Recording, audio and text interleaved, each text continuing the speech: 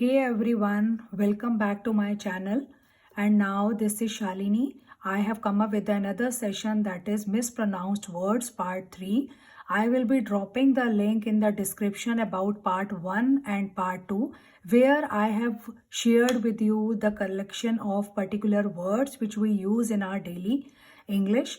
And now in part 3, I will let you know the strategy, the ways particularly कि इन particular words को what is the correct pronunciation of these words and how you are going to break the syllable. जो syllable को break करने की जो strategy है उसके through you are going to learn the spelling formation. First one is plan. We will not say plan. Okay. Next we are having balcony. Balcony CONY के साउंड नहीं आएगी, इसमें CNY. बालकनी. ओके.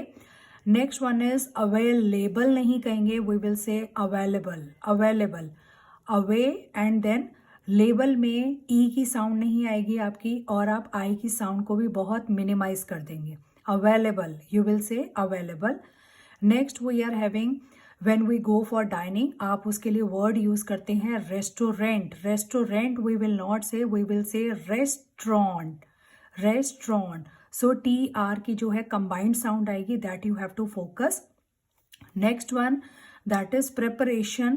प्रेपरेशन बोला जाता है जो हम एग्जाम की प्रेपरेशन करते हैं किसी भी प्रोजेक्ट के लिए.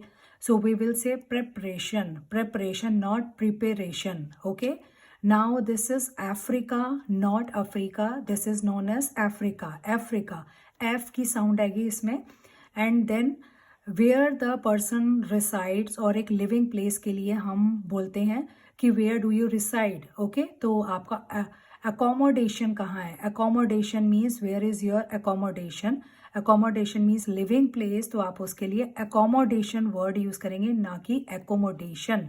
That is known as accommodation. अकोमो की कंबाइंड साउंड आएगी. You have to focus on sound strategy, जिसको हम सिलेबल को ब्रेक करना भी कहते हैं. Through this pattern you are going to learn कि एक तो इनकी करेक्ट प्रोनाउंसिएशन कैसे आप यूज करेंगे. Moreover you are also going to learn the sound strategy और उसके थ्रू हम स्पेलिंग की फॉर्मेशन सीखते हैं.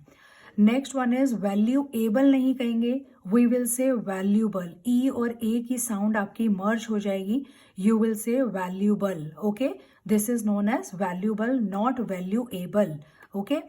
नेक्स्ट वन इज जो एक पर्सन बहुत प्रॉमिसिंग अप्रोच होती है, जिसका प्रॉमिसिंग एटीट्यूड है, आप उसके लिए वर्ड यूज करेंगे determined, not determined.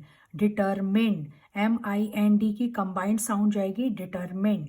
Okay. Now you will not say table और कंफर्टेबल. ओके. आर वर्ड की जो साउंड है आप उसको बिल्कुल अवॉइड करेंगे. You have to ignore R sound. आप उसके लिए वर्ड यूज करेंगे comfortable. Comfortable. Comfort and then table में TBL, ई की भी साउंड नहीं आएगी. Comfortable. Comfortable. Okay. Next one is the person और एनीथिंग और any object which is known to us, तो आप उसके लिए वर्ड यूज करते हैं familiar. Familiar. Okay. Next one is related with society. आप उसको सोसाइटी, और सोसाइटी में स की साउंड क्रिएट होती है, SH की साउंड को हम क्रिएट नहीं करते. So we will say social और we will also say society. Okay. Next one you are having memory. Memory कहेंगे हम, इसमें O की साउंड नहीं आती है. O आपका साइलेंट साउंड की तरह से क्रिएट होता है. So you will say memory. Memory. Okay.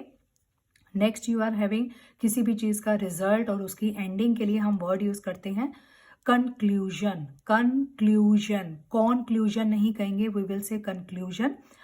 Costly. Costly which is quite expensive, आप उसके लिए वर्ड यूज कर सकते हैं costly. Then England. England. England की साउंड में आप साउंड को फोकस करके देखेंगे, इंग्लैंड. देन सेवरल में, सेवरल का मीनिंग मैनी होता है. कोई भी चीज़ जो आप क्वांटिटी की फॉर्म में लेते हो तो आप उसके लिए वर्ड यूज कर सकते हैं सेवरल. एंड सेवरल में ई की साउंड नहीं आती है, E is silent here, so you will say several. Several. Okay. Communication. Communication. Communication. Okay. Just break the syllable, उससे आप वर्ड की फॉर्मेशन भी कर सकते हैं. Moreover you will also learn the way to have the correct pronunciation. Okay. Next one you are having campaign. Campaign आपको पता है किसी भी एक पॉलिटिकल और सोशल किसी भी इशू से कनेक्टिविटी लाने के लिए या हम किसी टॉपिक से रिलेटेड सोसाइटी में अवेयरनेस को क्रिएट करने के लिए कैंपेन चलाए जाते हैं. So this is known as campaign. Okay, किसी चीज़ की एडवर्टीजमेंट करना हो तो भी हम उसके लिए ये स्पेसिफिक वर्ड को हम यूज़ कर सकते हैं. So you will have the spelling campaign.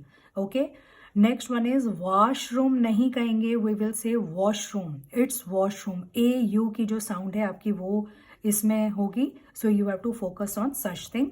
Next one you are having like when we attend parent teacher association. So you will say जो word से connected है आप उसके लिए person के लिए use word करेंगे. वो parent भी हो सकते हैं, मदर और फादर में से भी कोई पेरेंट हो सकते हैं, ग्रैंड पेरेंट्स भी हो सकते हैं, अंकल आंट भी हो सकते हैं. So those who are connected with what and they are going to attend the parent teacher association, so that person is known as guardian.